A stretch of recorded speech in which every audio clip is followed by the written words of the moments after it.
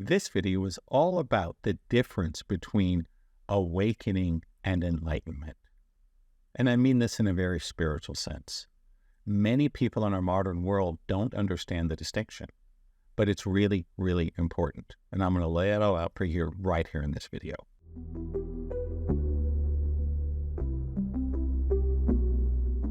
My name is Brent Michael Phillips. I am the founder and creator of the Awakening dynamic system of energy healing and higher consciousness. And I created this video because I see that with my students and clients, there's a lot of confusion when I talk about awakening.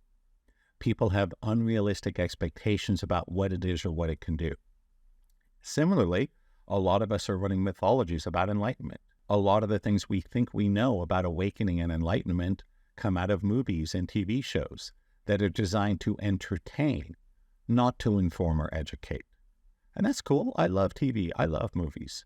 We just have to realize it's kind of a sad truth that I remember someone had said that after the movie came out on JFK, I think it was in the 90s, the majority of what most Americans knew about the Kennedy assassination was in the movie. Because most people don't study history, that's okay. But I like to. And so I am a teacher of awakening and a facilitator of enlightenment. And I want to be clear, Brent does not have all the answers. I'm not the perfect teacher for anyone. There is no one perfect path or system or teacher that's going to make you enlightened overnight. What I can do is lay out the facts and the truth as best as I understand them in order to help facilitate your journey, whether you want me as your teacher or someone else or you're doing it totally on your own. Though I'll just say as an aside, almost no one is successful lone wolfing it. If you're serious about results in the spiritual world, you need to find some kind of group, teacher, mentor. The late poet Rumi used to say that a journey of 3 weeks will take 100 years without a guide. And this is exactly what he was talking about. So, what is this stuff? First, let's talk about awakening.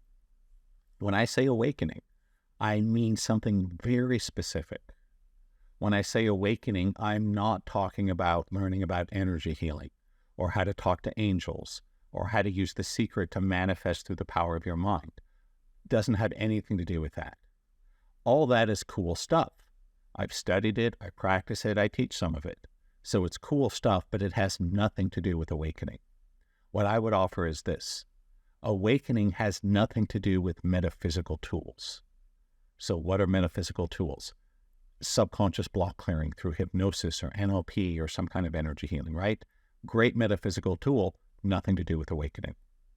It's not about learning to communicate with your angels or your spirit guides or your ancestors. Again, cool metaphysical tools, nothing to do with awakening. Also, it's not about healing. Physical healing, emotional healing, growth, prosperity, money has nothing to do with that. Instead, this is what awakening is. Awakening is nothing more and nothing less than coming to a crystal clear understanding of what you are. That's all it is. What is this you? This you that we think sits up in our head behind our eyes, that has the ability to see and hear and think and feel, that has thoughts, that makes decisions, that takes actions, that has a bank account and a memory and a family and a job. That's all you, right? Here's the thing. Most of us never stop to question that. Most of us spend our entire lives assuming we know what we are. We go, oh, I'm me, duh, I know what that is. And when I experienced my own awakening, it was back in 2012, it was a crazy thing. Because up to that point in my life, I had always assumed I knew what I was. I had grown up what I call passively Protestant, and so my whole life, even when I was very much an agnostic, I used to think, well, I'm probably some kind of soul or spirit being or divine spark that is wrapped up in this human body experiencing a life on earth. And I didn't know exactly how it worked, but religion kind of tells us a version of that. Most religions, when I got into more of the new age, new thought, energy healing world, that clicked too. One of the teachings you'll hear a lot in that world is you are an energy being having a human experience or something like that. Let me just say, that's not quite true. It has a large range of applicability, but it's not absolutely true. Kind of like Newton's laws. Newton's laws were great for about 400 years. Then Einstein came along and said, what happens if we're moving near the speed of light? Newton's laws blew up, right? Got replaced with relativity. So I'm not saying that teaching is outright wrong. I'm just saying it's limited. It only has a limited application, and it will break if you push on the boundaries. So awakening, again, is understanding, what is this you? What is it? Where does it come from? How does it work? And most people, certainly a lot of my new clients and students, when I really drill down and ask them, what exactly is you? They admit, hey, Brent, I thought I know because I just assumed this is me, duh, right? But most of us don't actually know. And if you know and you're convinced, great. You don't need to come to me or any spiritual teacher. I'll just say, most of us are wrong. And awakening was really a punch in the gut for me, because I used to think I was so smart. I had all these degrees and educations and accomplishments and all these awards and blah, blah, blah, right? I used to be so full of myself. I thought I was so smart. And at that moment of awakening, I was over 40 years old. Just so you know, I had been a full-time energy healing practitioner for 7 years at that point, almost 8. So long time. I had no idea what I was. I thought I was some kind of soul or spirit that had inhabited a human body. None of that was actually correct. Now, I can't really tell you awakening in this video because proper awakening takes about 3 to 4 hours. If I could just give you words and wake you up, I would. Doesn't work that way. It's almost like learning a language, that if I could tell you the answer to the life, the universe, and everything, but it's in Swahili, you could hear the sounds, but it wouldn't be impactful. You wouldn't know what it means. So it's like that. We kind of have to build a foundation of language and terminology and concepts. Then we can wake up. And it works differently for different people. So if you want to learn more about my approach, just check the description. I got a link to my program, 30 Days to Awakening, that is designed to do exactly that, to help you become fully, wide, 100% spiritually awake within 30 days. So if you're curious, check it out. I think you'll love it. Now, awakening is not the same as enlightenment. And this is one of the reasons I made this video. So many people don't see the distinction. So let me offer the difference. Awakening is coming to a crystal clear understanding of what you are. What is this you that has thoughts, memories, makes decisions, takes actions, etc.? That's awakening. Enlightenment is the complete embodiment of awakening. It's living without resistance, living without suffering, being completely immersed in the perfection of the divine plan in every moment. And so they are different things. For those of you that are familiar with what's called the Hawkins scale, based on the work of the late author, Dr. David Hawkins, what he wrote was that there are different levels of human consciousness. And his scale went from 0 to 1,000. He wrote a book called Power versus Force. If you like to read metaphysical stuff, it's a cool book. I don't agree with everything in there, but he's pretty close. It's really good, right? Pretty good. And what he talks about is there's different levels of vibration or consciousness. And quite simply, I'm not going to bore you with all the details. Maybe I'll do another video. If you guys want to see that, let me know in the comments. If you have questions, other video ideas, I'd love to hear from you. In Power versus Force, he says basically we have these different levels of the human journey. And long story short, it goes from 0 to 1,000. Awakening is 500. And he would say that that is the most significant and most difficult leap in the whole journey, is 499 to 500. He admitted he didn't know how to do it in others. He himself had done it, but he could not get others to make the leap. Just so you know, Brent figured it out. So that's why I created 30 Days to Awakening, and my system of trainings is to help you make that transition. But don't come to me if you don't like people that are very scientific and intense and fast-paced with no tolerance for nonsense. That's me, right? By contrast, enlightenment is the 1,000 vibration. That is the limit of human consciousness.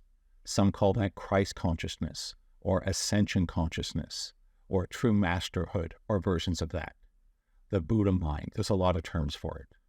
And I want to make a distinction that awakening is not that. What awakening is the beginning of the second half of the human journey. Because again, with the Hawkins scale, 0 to 1,000, right?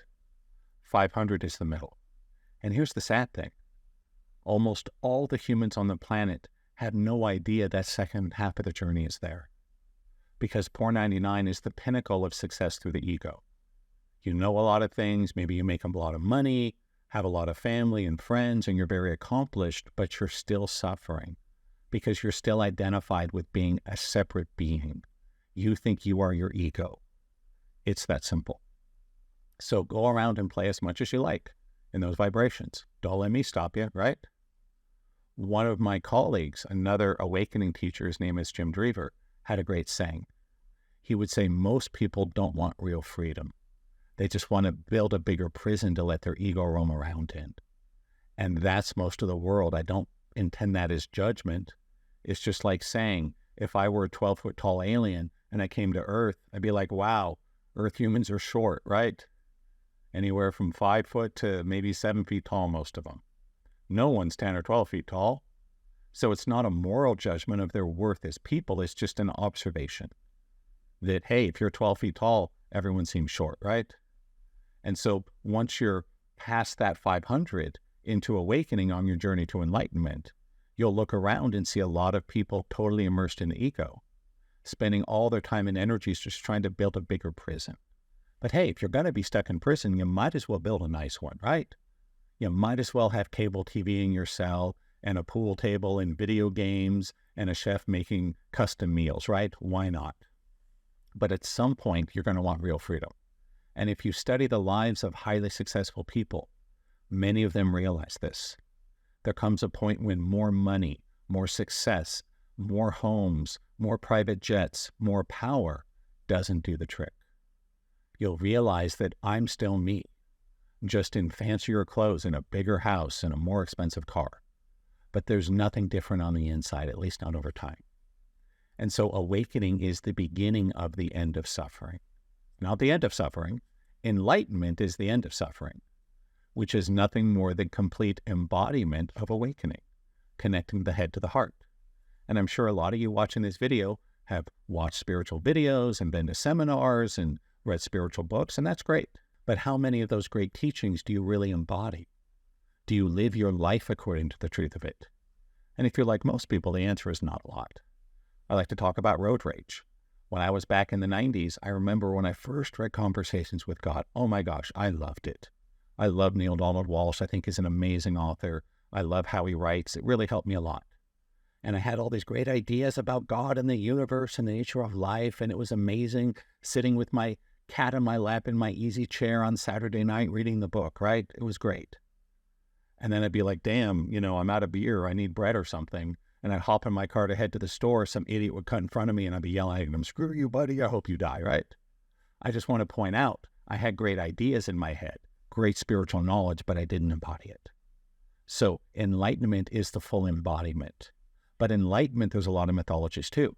It's not about levitating or walking on water or bilocating. Now, I'm not saying that can't happen, but that's brain candy. It's like saying that the most important thing in an NFL football game is the touchdown dance. No, it's almost irrelevant, right? Now, if you score a touchdown in an important game, sure, take a moment and dance, right? It's cool. People like it. But a really good touchdown dance is not going to get you even on the high school team, let alone the pros. It's brain candy. It's fun. It's neat, but it's not what it's about. So I would say all that Superman stuff, it can happen, but it's not what it's about. It's just a touchdown dance. And be wary of someone that tries to sell you that. It'd be like someone saying, hey, I think your kid should join my football camp. Well, what will he learn? We're going to teach him all the best touchdown celebration dances. You're like, no, I'm not going to spend time and money on that, right? That won't get him on the team. That won't get him a college scholarship, right? Playing football will. So enlightenment is about resistance. It's about the lack of our judgment. And when I say resistance, I mean the lack of resistance. It's life going in every moment, knowing, feeling the perfection of the divine plan, even when the ego is literally dying. Some of you may have heard about a certain rabbi from Nazareth that when he was on the cross said, Father, forgive them, for they know not what they do. That's what I mean. That is the kind of thing you hear from someone who's truly enlightened. Now, I do not claim to be enlightened. There is still suffering and resistance in Brent's life. If you don't believe me, talk to my wife. Talk to my neighbors, right? Talk to people that deal with me day to day. My most important teachers, Tara and Carl, they were not enlightened masters either, but they were ahead of me in the journey, but close enough that they could facilitate my advancement. And that's why I'm here. That's why Jim is here and other great teachers. I like Ayashante's work. There's a lot of people I really like. Ramana Maharshi, very well known. Nisargadatta. We all kind of do the same thing. None of us is a perfect enlightened being, but we're maybe a little ahead of you on the scale, not because we're better, just because we're on a different track, right? Just like my son just graduated from 6th grade. It doesn't make him better or worse than me that I'm in my 50s. We're just at different parts of life, right? And there's a time when I will teach and help him, and there will be a time when he teaches and helps me. It goes both ways. And so enlightenment, again, is not superpowers. It's not getting your way all the time. Why is that? That's really important. Because if you're getting your way, that just takes a U-turn and drives you right back to the lower vibrations. It's about surrendering the agenda of the ego. Now, I think this is all worth it. With awakening, it will subtly change your life. You'll be less attached. You'll find the good in situations. You'll be able to see things more objectively. You'll stay calm and present under pressure. And because we're releasing attachment at the core, you will become more powerful. Why? It's your own attachment and resistance that's slowing you down. Reminds me of when I was at a CrossFit gym in West LA. Every Memorial Day, they do Murph, which is a brutal workout. Here's how it goes. You run a mile, then you do 100 pull-ups, 200 push-ups, 300 air squats, and then run another mile. And oh yeah, all while wearing a 25-pound weight vest. Right? Oh my God. And this is so crazy because I remember one of the guys at my gym, super fit young guy, played college football, strong as a horse, right? Super fit. He came in almost last and he was nearly in tears when he realized he was wearing a 50-pound weight vest. Oh my God. Can you imagine doing that workout with 50 pounds on your shoulders? Wow, blows my mind. What I want to say is living from the ego is like that. Life is hard enough as is, right? Murph is tough enough without any kind of weight vest. Why are you putting on 50 pounds? So many people find you put down the burden of living from the ego through awakening, consciousness work, meditation, and you will become more powerful. You'll make more money. People will like you more. You'll have more sex. You'll live longer, all these things. But it's not a magic wand, and it does take work and practice. And I'll leave you with this. The last thing I'll say is, historically, students of awakening must ask their teachers if they're getting it. Most of the time, it's not a big self-evident light show. It's not like the quickening in Highlander where there's like thunder and lightning and right? No. It's so subtle, most people miss it. So I had to ask my teachers, am I getting it? My students have to ask me, am I getting it? So it is a subtle shift. And it's something, though, that when you look back on, you go, wow, my life really started to change at this point. It wasn't obvious at the moment. But you look back 5, 10, 15 years later, you go, wow, this was one of the most important and significant things I've ever done. So if you have interest, go find the right teacher, the right system that resonates with you. If you want to learn more about me, I have a program specifically designed for it. Check in the link called 30 Days to Awakening. And you might want to come to my live Healathon webinar. I will also talk about some of the other tools and deeper aspects of awakening and lead you through some interactive processes so you can experience higher consciousness for yourself. As I like to say that higher consciousness is like orange juice. I can talk here making videos for hours and hours and days. But the only way for you to really know what orange juice tastes like is to pour a little bit and take a sip. That's what I'd love to do with you, live in a group or one-on-one or whatever. I want you to taste the orange juice, to have a sense of higher consciousness.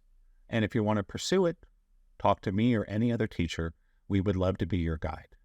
That's all I got to say for right now. If you enjoy this video, click like, click subscribe, click the bell. I got a lot more cool stuff. Until then, when I see you next time, please take care and namaste.